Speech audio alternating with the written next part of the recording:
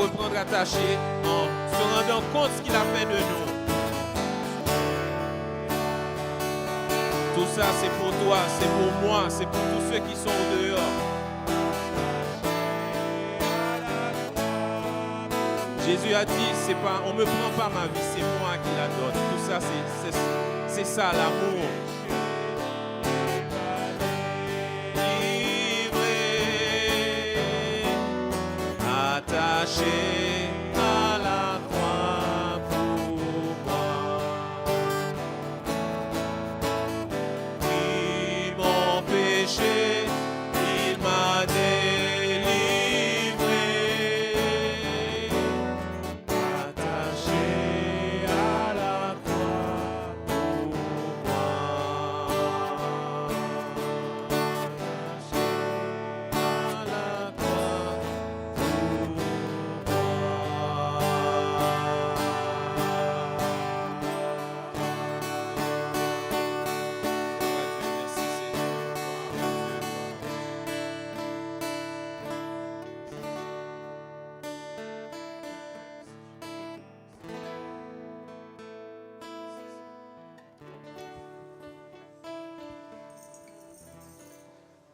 Vous pouvez vous asseoir.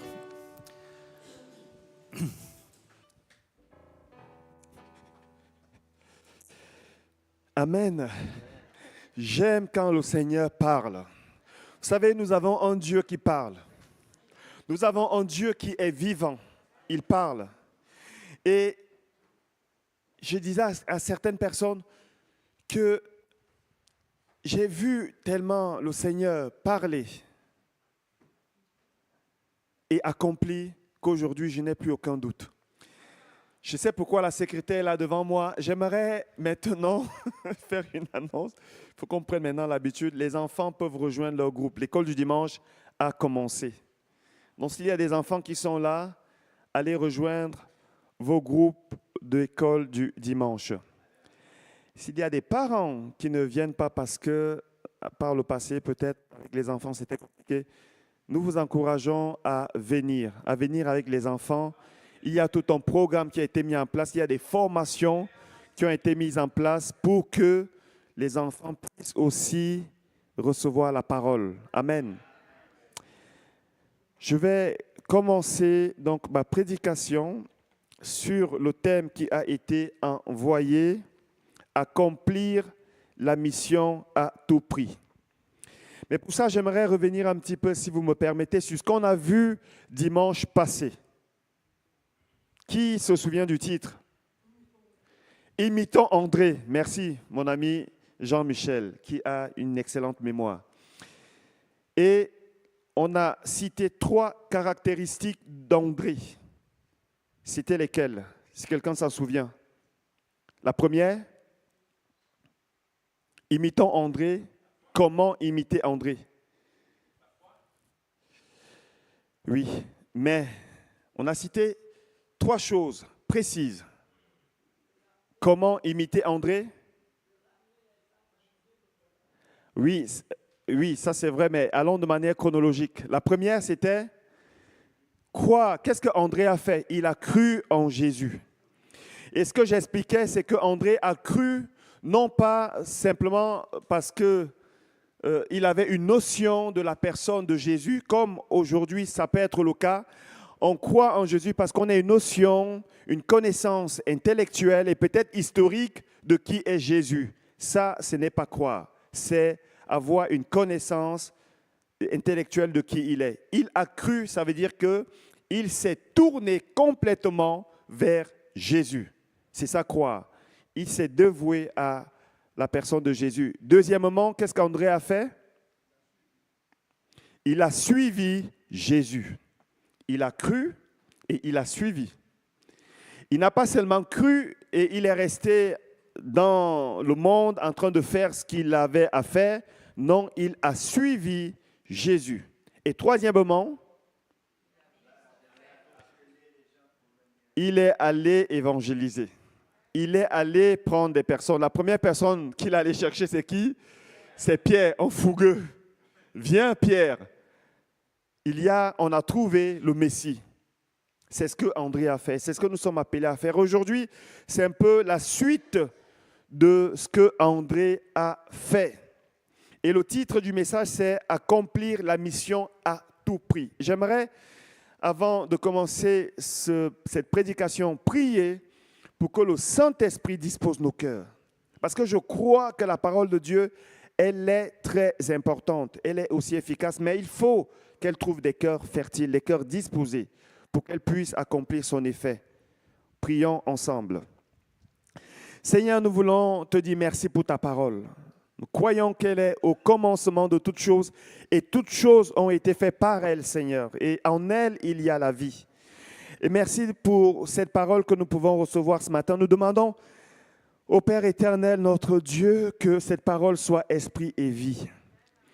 Nous prions pour que cette parole vienne rencontrer des cœurs. Qu'elle trouve des cœurs disposés, des cœurs disponibles, des cœurs, Seigneur, qui reçoivent et qui gardent cette parole. Père, nous prions pour que ta parole ce matin soit efficace, qu'elle vienne encore libérer les cœurs. Car il est dit, vous connaîtrez la vérité, elle vous rendra libre. Nous prions, Seigneur, pour que cette parole vienne accomplir son effet. Qu'elle ne retourne pas sans effet, Seigneur. Nous prions au Père éternel, mon Dieu, pour que tous ceux qui vont recevoir cette parole, Seigneur, mon Dieu, puissent non seulement, Père éternel, la garder, mais aussi la transmettre. La garder et la transmettre. Au nom de Jésus, Amen. Amen. Accomplir la mission. À plusieurs reprises, nous voyons dans la parole de Dieu que la Bible identifie souvent le peuple, les serviteurs de Dieu, à une armée, à des soldats, à une armée qui est en guerre. J'aime bien l'image qui a été choisie par Mélissa. Et on voit ici des bottes, une armée qui est en mouvement, une armée qui est en action. Et j'aimerais nous rappeler qu'effectivement, nous sommes l'armée de Dieu. Peut-être que physiquement, visiblement, tu n'as pas l'impression d'être un soldat. Et peut-être que tu as l'impression que tu n'es pas assez qualifié, assez équipé, assez costaud, mais ce n'est pas ce que tu vois qui compte, c'est ce qui est spirituel qui compte. Amen. J'aimerais que tu partes de ce lieu aujourd'hui en te disant, je suis un soldat, non pas de n'importe quelle autorité sur terre, je suis un soldat de Dieu, je suis équipé pour accomplir la mission de Dieu. Dans la Bible, il nous est dit à plusieurs reprises, je vais le lire rapidement, sans les commenter. Le psaume 103, 21 dit « Bénissez l'Éternel, toutes ses armées, qui aident ses serviteurs et qui font sa volonté. » Nous savons que ce verset inclut l'armée céleste, mais aussi l'armée terrestre. Il y a des serviteurs de Dieu dans ces deux dimensions. L'apôtre Paul dira à Timothée, dans 2 Timothée 2, 3, « Souffre avec moi comme un bon soldat de Jésus-Christ. » Éphésiens 6, 11, « Revêtez-vous de toutes les armes de Dieu afin de pouvoir tenir ferme contre les ruses du diable. » Revêtez-vous de toutes les armes de Dieu. Comme s'il parlait ici à des soldats. Et quatrièmement, Éphésiens 6, 13, c'est pourquoi prenez toutes les armes de Dieu afin de pouvoir résister dans le mauvais jour et tenir ferme après avoir tout surmonté. 2 Corinthiens 10, 4. Car les armes avec lesquelles nous combattons, ça veut dire que nous sommes dans un combat. Nous sommes dans un combat. Mon frère, tu es dans un combat. Tu es dans un champ de bataille. Et si tu l'ignores, l'ennemi, lui, il ne l'ignore pas. À partir du moment où tu as invoqué, où le nom de Jésus a été invoqué sur ta vie, tu es devenu une cible pour l'ennemi. Il cherche à t'abattre. Et par tous les moyens, il va essayer. Il faut que toi, tu sois conscient que tu es dans un champ de bataille et tu es dans un combat où tu dois également riposter. Si tu ne le fais pas, Il ne va pas te louper. À la première occasion, il va essayer de te détruire. Mais par la grâce de Dieu, je crois et je déclare même qu'il n'en sera pas ainsi au nom de Jésus. Mais il faut que tu te lèves pour faire ce qu'il faut pour combattre. Les armes avec lesquelles nous combattons ne sont pas charnelles, mais elles sont puissantes par la vertu de Dieu. Elles sont puissantes. Dieu les rend puissantes. Elles ne sont pas charnelles, ce n'est pas des choses physiques. Et du reste, nous n'avons pas à combattre contre la chair et le sang, mais contre les esprits mauvais dans les lieux célestes. Nous avons à les combattre. Nous devons les combattre et l'Église est là pour les combattre. Mais j'aimerais ici parler dans notre combat, celui d'une autre mission, puisque nous le savons, dans chaque corps d'armée, il y a un ordre de mission. Chaque fois qu'une armée se lève pour aller dans un champ de bataille, elle ne se lève pas n'importe comment. Il y a un ordre de mission, il y a un objectif, un but à atteindre à tout prix. Et dans l'armée de Dieu, nous avons également des ordres de mission. Il y a plusieurs combats à mener. J'aimerais parler du combat pour le salut des âmes parce que je crois que c'est le combat ultime. C'est la finalité, c'est ce que Dieu veut, c'est ce que Dieu attend de l'Église par-dessus tout. Nous avons bien sûr à combattre les esprits mauvais et même on voit dans toute l'histoire, la lumière de la parole de Dieu, que tout cela a pour but final que des âmes soient sauvées, que des âmes soient gagnées pour Dieu. J'aimerais apporter un témoignage pour encore peut-être réveiller le soldat qui sommeille en toi. J'étais persécuté par le passé il y a environ 10 ans. C'était compliqué. J'avais l'impression que je recevais des balles de partout. Du reste, ma vie, à certaines périodes, parfois, j'ai l'impression que c'est comme ça. De temps en temps, je suis dans un champ de bataille. Bon, ça ne me gêne pas trop tant que Dieu est là, tant qu'il me soutient, tant qu'il parle, je sais qu'il va agir. Et à cette époque, ce n'était pas le cas. Je n'avais pas encore cette foi.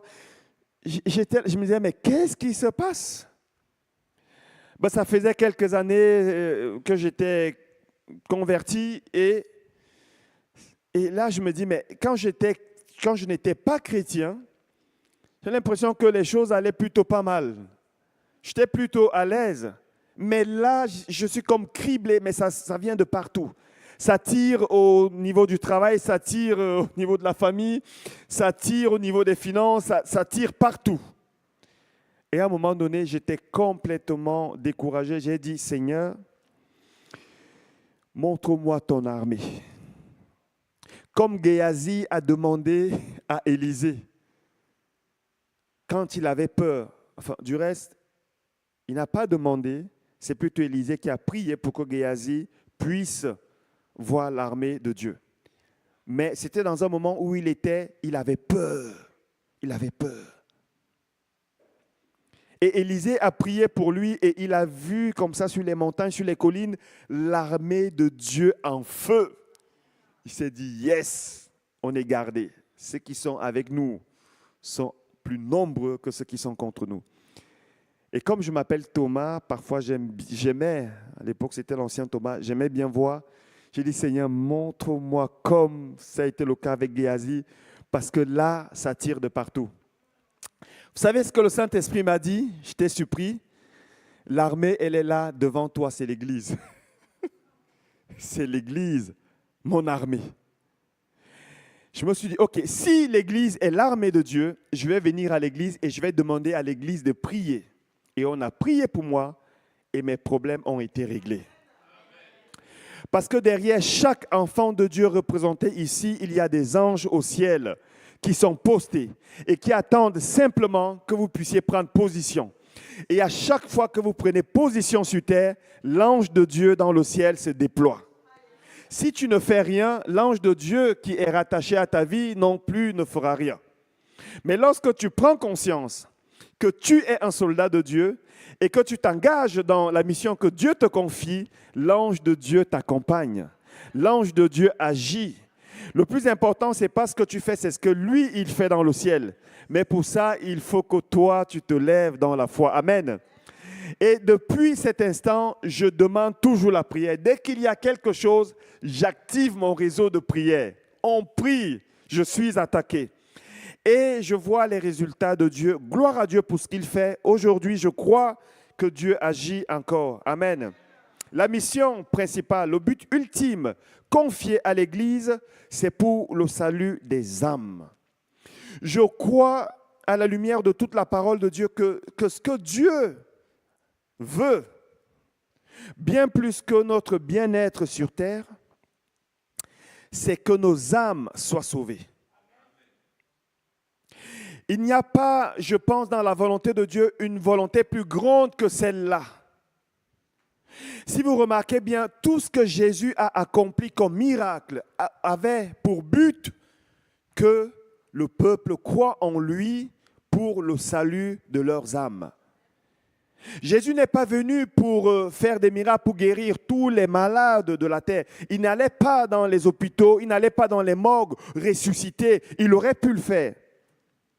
Mais ce qu'il faisait, si vous remarquez bien, souvent c'est écrit, ses disciples virent et ils crurent en lui. Le peuple vit et il crut en lui. Pourquoi c'était important qu'il croie en lui? Pour qu'il soit sauvé. Pour qu'il soit sauvé. Et comme je le dis souvent, dans Jean 3,16, il est dit, « Car Dieu a tant aimé le monde qu'il a donné son Fils. » Il a donné son Fils pour que son Fils vienne mourir à la croix, afin que quiconque croit en lui ne périsse pas, mais qu'il ait la vie éternelle. C'est ce que Dieu veut. C'est pour ça que Jésus est mort à la croix. Le reste, c'est en option. Parce que Dieu nous aime, quelquefois, il va guérir. Il ne va pas toujours le faire. Il peut le faire. Mais pour une raison que j'ignore, parfois, il ne va pas le faire. Il peut régler n'importe quelle situation. Dieu est capable de le faire. Et croyez-moi, je vous assure, j'ai vu un peu de temps où je suis dans le Seigneur, j'ai vu le Seigneur faire des choses incroyables. Mais quelquefois aussi, je vois Dieu ne pas le faire.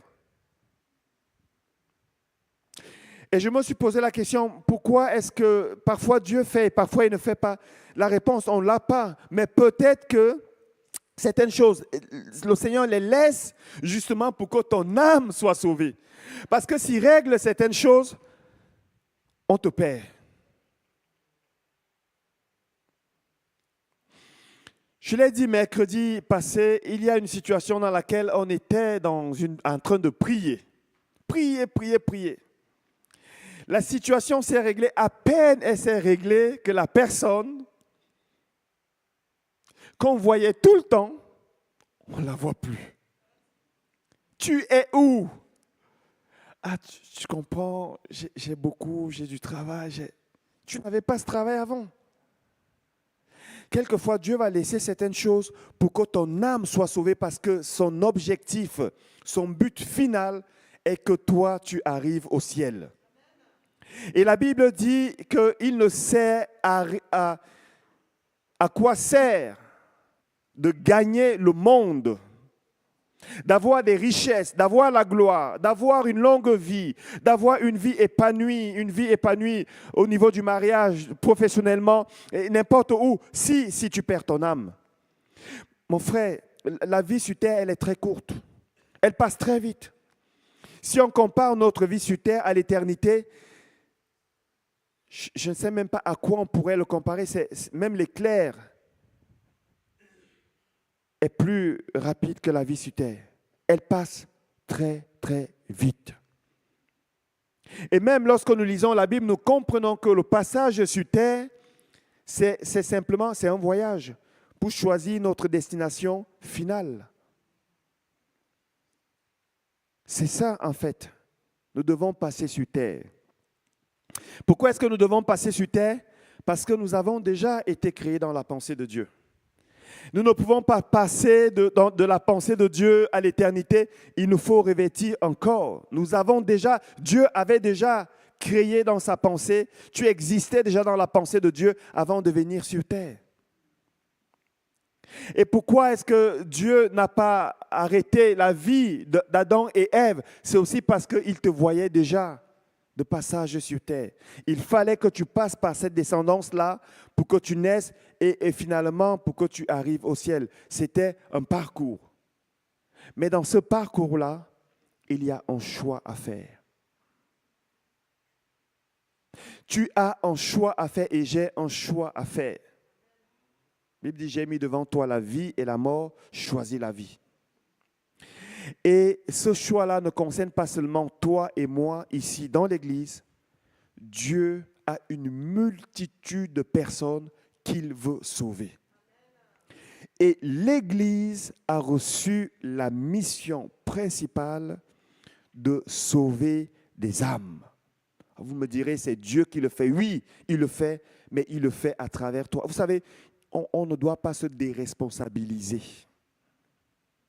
Tu es un sauveur d'âme. Tu es appelé à être un sauveur d'âme. Je ne le dis pas ici pour glorifier l'homme. Oui, nous savons que Dieu le fait, mais il le fait à travers toi. Tu es appelé, qu'est-ce que Jésus a dit à Pierre? Je ferai de toi un pêcheur d'hommes. Ça veut dire quoi dans un sens spirituel? Un sauveur d'âme. Et toi et moi, nous sommes appelés à prendre position, à faire ce qu'il faut pour cela. Et comme dans chaque armée, avant d'accomplir une mission, on équipe les personnes en conséquence. Il n'y a aucune armée qui va envoyer ses soldats sans les équiper. Dieu est encore mieux que ces personnes-là qui équipent. Il te donne un équipement spirituel, des armes qui ne sont pas charnelles, mais qui sont puissantes par la vertu de Dieu. Mais ces armes-là et cette puissance-là, c'est pour que tu ailles accomplir la mission à tout prix. En réalité, là où tu es là, tu as déjà l'équipement nécessaire. Là où tu es là, en tant que soldat de Dieu, Dieu t'a déjà équipé. Il faut juste savoir où il te dirige pour accomplir cette mission, qui concerne non pas une élite, non pas un groupe d'évangélistes, mais toute l'Église. Toute l'Église est appelée à se lever. Depuis la Pentecôte, la puissance de Dieu est descendue sur les disciples. Acte 1, 8. Jésus dira ici, ça c'était par le passé, mais ça s'est déjà accompli. Puis il leur dit, ça c'est avant d'aller au ciel.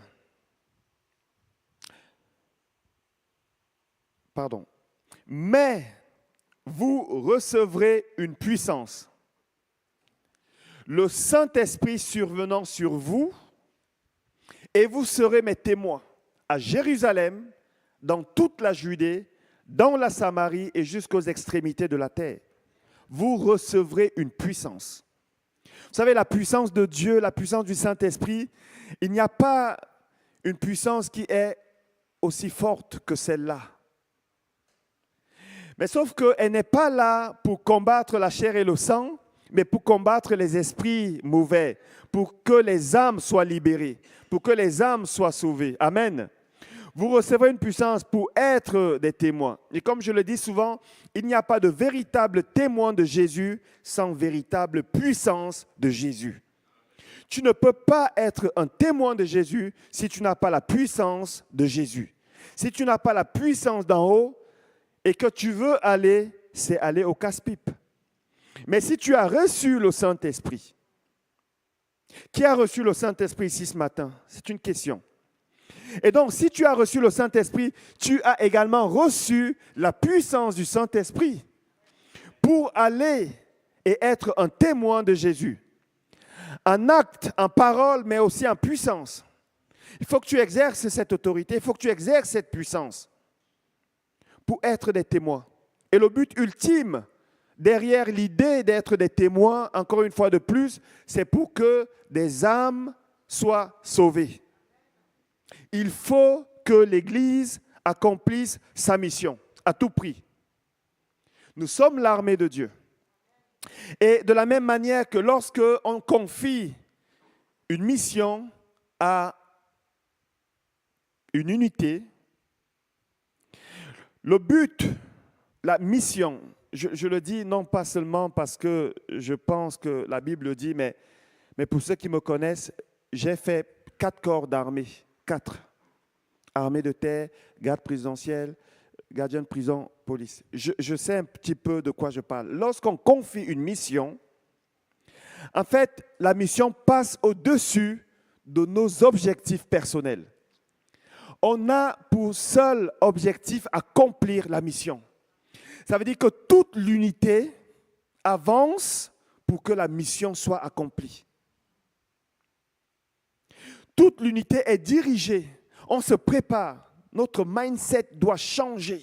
L'état d'esprit change. On se concentre pour la mission. Et à partir du moment où on s'engage pour la mission, il faut que cette mission soit accomplie. Dans certaines unités où on leur confie la mission d'aller, par exemple, sauver des otages. En fait, ce qu'on nous a appris, c'est que s'il y a un otage qu'on doit sauver et que l'unité peut être à 10 soldats, même si on perd la moitié des soldats et qu'on sauve cet otage-là, la mission est accomplie. Ça paraît illogique, n'est-ce pas? Comment perdre 5 personnes pour aller sauver une? Autant mieux laisser la personne et puis on gagnera. Non, ce n'est pas comme ça que ça fonctionne dans l'esprit de l'armée. La mission doit être accomplie. Vous savez que d'une certaine manière, c'est ce que Jésus a fait. C'est ce que Jésus a fait. Il est venu accomplir une mission. Il a été préparé pour cette mission. Il s'est levé en disant « Père, envoie-moi » pour venir accomplir cette mission. Et lorsqu'il est arrivé sur terre, tout son esprit, sa pensée était focalisée sur la mission. Alors que Pierre, s'attachant à l'homme, Jésus, lui dit, même si ça ne plaît pas à Dieu, tu ne vas pas mourir. Il lui dit, arrière de moi, Satan. Pourquoi? Parce que dans son esprit, c'est la mission d'abord. Et qu'est-ce qu'il a fait? Il a accompli cette mission à tout prix pour que vous et moi, nous soyons sauvés. Et même s'il est mort, il est ensuite ressuscité. Même s'il a souffert, même si on a craché sur lui, on l'a insulté, méprisé, il a pris des coups, il a saigné, la mission a été accomplie. Et c'est ce modèle-là qu'il nous laisse à vous et à moi.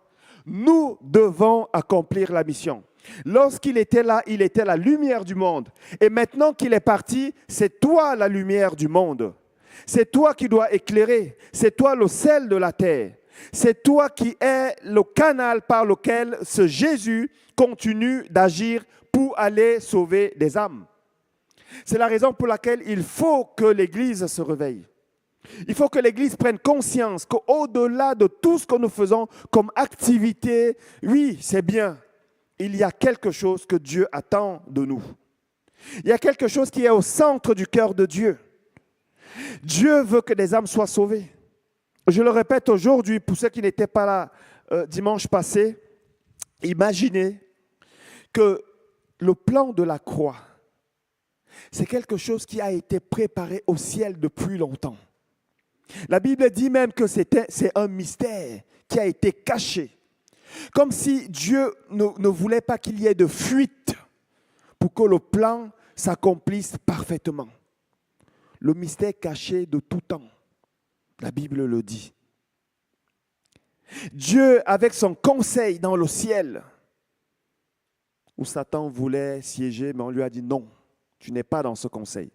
J'imagine Dieu avec Michel, avec Gabriel, avec peut-être les autres archanges, avec le Saint-Esprit, Jésus, là en train de dire comment on va faire pour sauver l'humanité.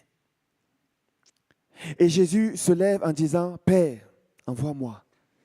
Et le Père dit, aïe, tu es mon fils unique, moi j'ai personne d'autre. Mais puisqu'il n'y a que toi qui peux le faire, vas-y. Et Jésus arrive sur terre. Il laisse la gloire. Satan vient le tenter. Ah, je te donnerai la gloire parce qu'il savait que Jésus avait connu la gloire. Jésus dit non. Il est tenté de plusieurs manières. Il va s'abstenir de beaucoup de choses. Plusieurs d'entre nous, nous avons connu des conjoints, certains sont encore mariés, on a un certain confort. Jésus ne l'avait pas, il n'avait même pas la tête, il n'avait pas un lit, enfin un endroit pour habiter. Il allait de là à là. Il dira que le Fils de l'homme n'a pas un oreiller pour poser sa tête. Il n'avait pas ce confort-là. Et ensuite, il va être arrêté. On va l'amener comme une brebis qu'on mène à l'abattoir, à la boucherie. Il ne va rien dire. Pourquoi il ne dit rien? Parce qu'il savait que c'était sa mission. On va le fouetter, injurier, fils de Dieu. Celui qui a ressuscité les morts, qui a guéri les lépreux, qui a nourri 5 000, 7 000 personnes, qui a fait des miracles qu'aucun homme n'a fait. Il n'a fait que faire du bien, qui a conseillé de pardonner, qui a conseillé d'aimer. C'est lui qu'on va arrêter et ensuite on va le traîner. Imaginez le ciel qui est en émoi. Les anges de Dieu qui regardent ça. Michel qui dit « Aïe !» C'est Jésus. Et les autres anges qui sont là. Dieu dit seulement un mot, on y va. Jésus appelle une légion et on descend. Mais il n'y a rien qui se fait. Pourquoi? Parce qu'il fallait que la mission soit accomplie. Et il arrive à la croix, on va le crucifier. Il va crier, il va avoir mal.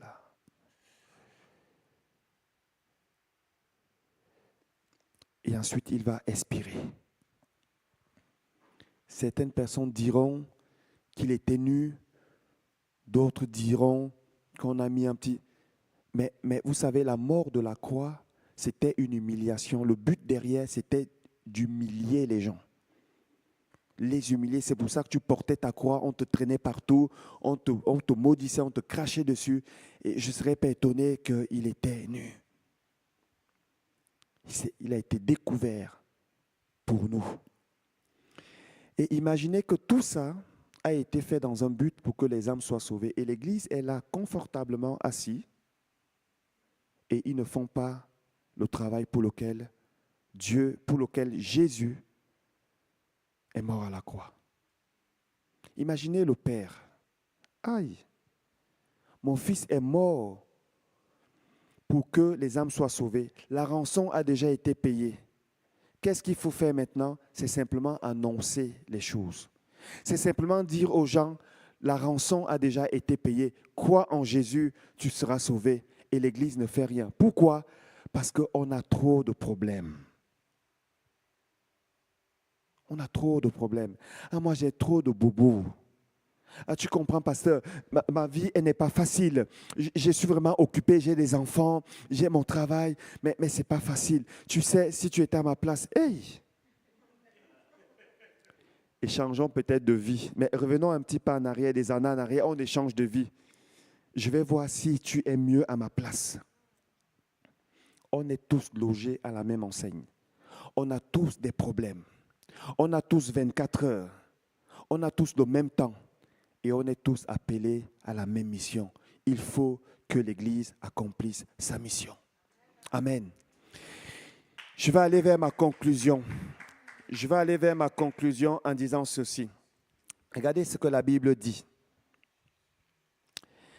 La Bible dit ceci. Dans Romains 10, versets 13 à 15.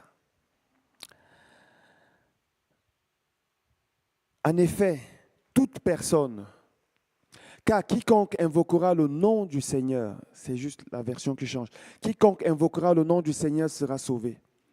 Mais comment donc invoqueront-ils celui en qui ils n'ont pas cru? Et comment croiront-ils en celui dont ils n'ont pas entendu parler?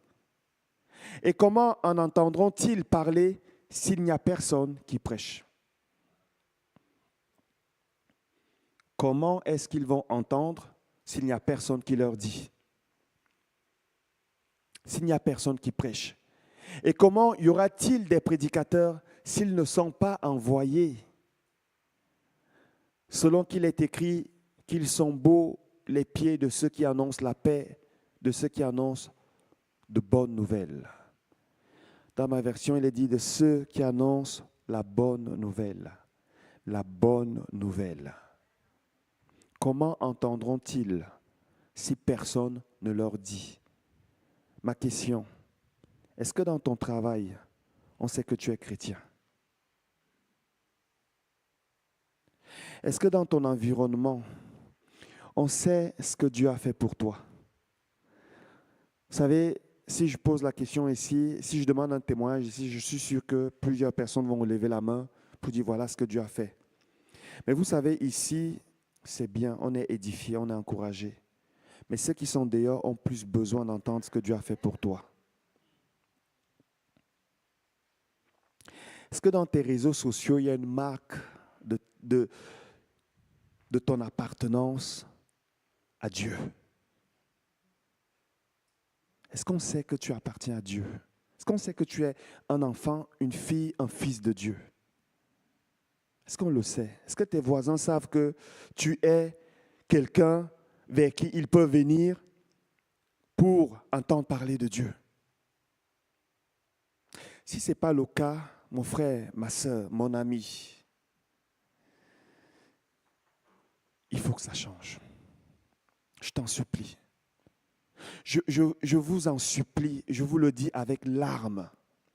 Nous devons faire ce pourquoi l'Église est là aujourd'hui. Nous devons le faire. Je vous en supplie, une âme, elle est très précieuse pour Dieu. La Bible dit qu'il y a une fête au ciel pour une seule âme. Vous imaginez que tout le temps, il y a des fêtes lorsqu'il y a une âme qui est sauvée. Une seule âme. Une seule âme. Ça veut dire quoi? Ça veut dire que s'il fallait que Jésus vienne pour une seule âme, il serait venu. Il faut que ça change. Faisons un effort. Levons-nous. Ce matin, nous allons prier. Nous allons prier ce matin. J'avais plusieurs sujets de prière. Nous allons prier premièrement pour que le Seigneur nous donne de prendre conscience de l'importance des âmes. Parce que quelquefois, nous entendons parler de ces choses, mais peut-être que le cœur du Père, le cœur de compassion de Dieu, nous ne l'avons pas. Pour nous, c'est très abstrait. Une âme. On va prier pour que Dieu nous donne ce fardeau. Que Dieu nous donne la compassion. Que Dieu vienne réveiller en nous l'amour pour les perdus. Vous êtes d'accord avec ça? Nous allons prier pour que le Seigneur renouvelle en nous le zèle pour annoncer la bonne nouvelle. Qui nous donne le zèle. Qui nous donne d'être fervents. Ce n'est pas si compliqué. Dieu active en nous le zèle. Nous allons prier également pour que Dieu nous équipe par sa puissance. Parce que pour aller, il faut que la puissance de Dieu soit là. Pour ceux peut-être qui ne sont pas encore équipés, c'est le moment de dire Seigneur, me voici. Imaginons que nous sommes dans le conseil de Dieu, comme ça a été le cas avec Jésus au ciel lorsqu'il a dit me voici Père, envoie-moi. Et puisque tu t'identifies à Jésus, tu peux aussi dire ce matin me voici Seigneur, je suis candidat. Comme l'a fait Ésaïe. Comme l'a fait Ésaïe. Est-ce que ça va te coûter? Oui, ça va te coûter. Ça va te coûter. Moi, ça me coûte tous les jours. Ça me coûte des moqueries. Ça me coûte des injures. Ça me coûte. Est-ce que ça va te coûter? Oui, ça va coûter. Mais j'aimerais te dire une chose, ça a coûté aussi à d'autres personnes pour que toi, tu sois sauvé. Ça va coûter. Mais Dieu sera avec toi pour te soutenir. Si tu es candidat pour ça, tu vas simplement te lever et on va prier. On va prier pour que le Seigneur te soutienne. Je vais appeler le groupe de louanges aussi à me rejoindre.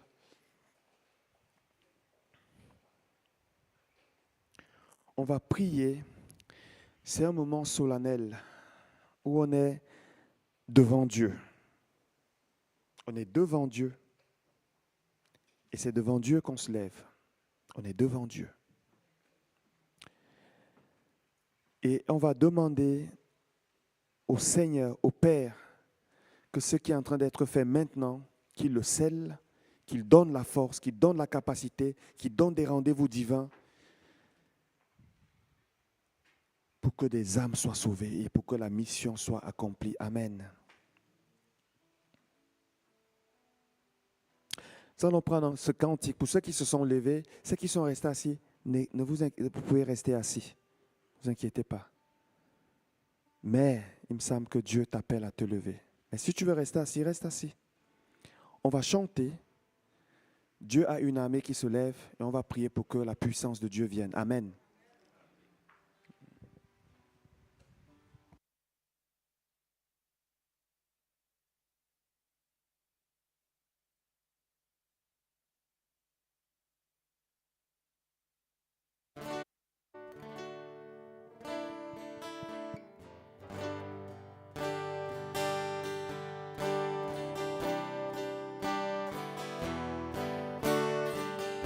Dieu a une armée qui se lève pour lui obéir.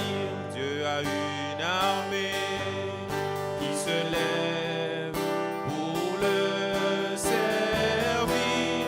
Peuple de Dieu, lève les mains pour l'adorer.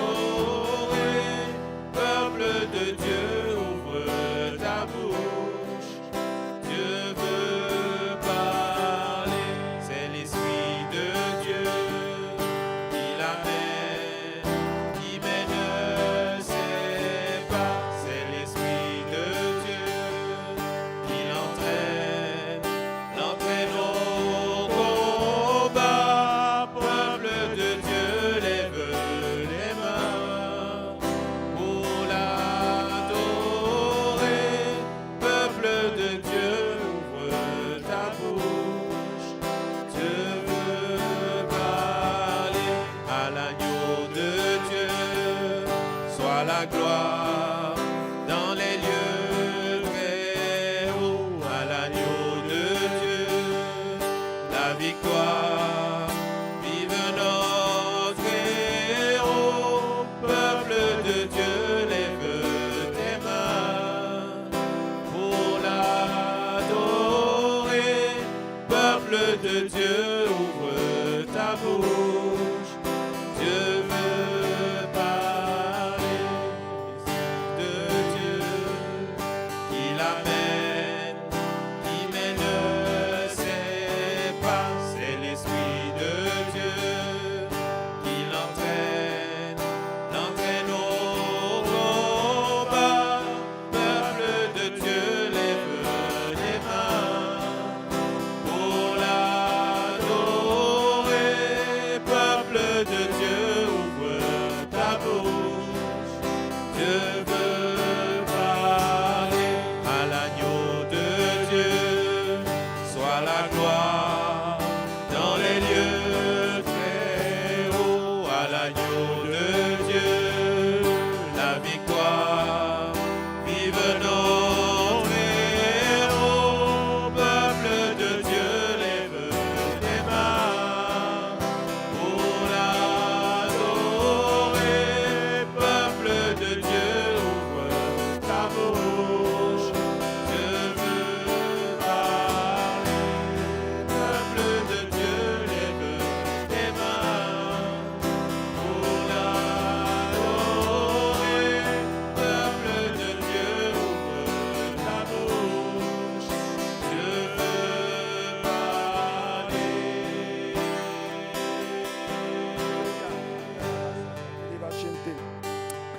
Alléluia. Nous allons commencer à prier. Prions ensemble. Prions pour que le Seigneur vienne encore renouveler en nous la pensée, l'amour, la compassion des âmes. Prions pour que le Saint-Esprit nous renouvelle dans le zèle, qu'il réveille le zèle de l'Église. Prions pour que la puissance de Dieu vienne encore équiper ceux qui sont candidats pour aller et faire parmi les nations des disciples, afin que des signes et des prodiges les accompagnent, afin que les malades soient guéris, afin que les aveugles puissent voir, afin que ceux qui sont morts ressuscitent pour la gloire de Dieu et pour le salut des âmes. Élevons nos voix. Éternel Père, Saint notre Dieu, nous voulons te dire merci pour ta parole. Nous croyons qu'elle est d'actualité. Nous croyons, Seigneur, qu'elle vient de toi. Et c'est la raison pour laquelle, ô Père Saint, nous voulons te demander, Seigneur, premièrement, pardon de ce que l'Église n'a pas toujours su prendre position pour le salut des âmes. Pardon, Seigneur, pour tout ce que nous avons fait et nous avons oublié que l'objectif principal était que des âmes soient sauvées. C'est pour ça que Jésus est venu pour mourir à la croix. Ô Père, ce matin, nous te demandons de nous aider à prendre conscience de l'importance d'une âme à tes yeux. Seigneur, montre-nous, ô Père éternel, à quel point tu aimes les âmes. Les âmes, Seigneur, tu veux les sauver. Seigneur, réveille cette pensée dans le cœur de tes enfants, dans le cœur de l'Église. Ô Père éternel, nous te demandons aussi de renouveler en nous le zèle. Seigneur, donne-nous le zèle. Donne-nous le zèle, ô Père éternel, mon Dieu, pour aller prêcher la bonne nouvelle. Seigneur, tu vois tout ce qui se lève aujourd'hui dans le monde pour essayer de bloquer ta parole. Tu vois les oppositions qui sont là. C'est la raison pour laquelle nous avons besoin aussi de ta puissance, afin qu'elle marche avec nous, afin qu'elle marche devant nous, Seigneur, afin que ceux qui sont sous l'emprise des démons soient libérés par la puissance du Saint-Esprit. Père éternel, je te prie en cet instant, Seigneur, de libérer ton onction sur tes enfants, de libérer ta puissance, Seigneur. Que ceux qui ont besoin d'équipement spirituel, Seigneur, soient maintenant équipés. Père éternel, je prie d'envoyer même, Seigneur, sur leur vie, un renfort d'anges, Seigneur. Un renfort d'anges, ô Père éternel. Nous savons que tu n'es pas à court d'anges. Tu n'es pas à court de puissance. Ô Père, tout ce que tu recherches, c'est juste des personnes qui se lèvent. Seigneur, l'Église se lève ce matin. L'Église se lève ce matin pour accomplir la mission. Alors, Père Saint, s'il te plaît, équipe-la. Père, je prie pour des encouragements. Je prie pour des rendez-vous divins. Je prie, Seigneur, pour que ta faveur accompagne, Seigneur, ceux qui vont se lever. Seigneur, que ta bouche, Seigneur, mon Dieu, soit leur bouche. Seigneur, qu'ils puissent parler, Seigneur, par la puissance du Saint-Esprit, afin que les cœurs soient vivement touchés. Ô Père éternel, donne de l'assurance. Donne de l'assurance à ton peuple. Donne de l'assurance à tes enfants, Seigneur. Crée en eux la volonté, le vouloir, ô Père éternel, pour accomplir ta mission, ô Père Saint. Nous te le demandons au nom de Jésus. Que le Seigneur vous bénisse. Que le Seigneur vous arme de son onction pour la mission. Amen. Et que le Seigneur se souvienne de ce jour. Que le Seigneur se souvienne qu'il soit gravé dans le ciel au nom de Jésus. Que le Seigneur permette que ce que vous allez gagner pour lui, qu'il y ait des récompenses éternelles, inestimables, au nom de Jésus. Amen. Que le Seigneur vous bénisse puissamment. On attend les témoignages. Soyez bénis au nom du Seigneur Jésus. Amen. Gloire à Dieu. Amen. Amen, amen, amen.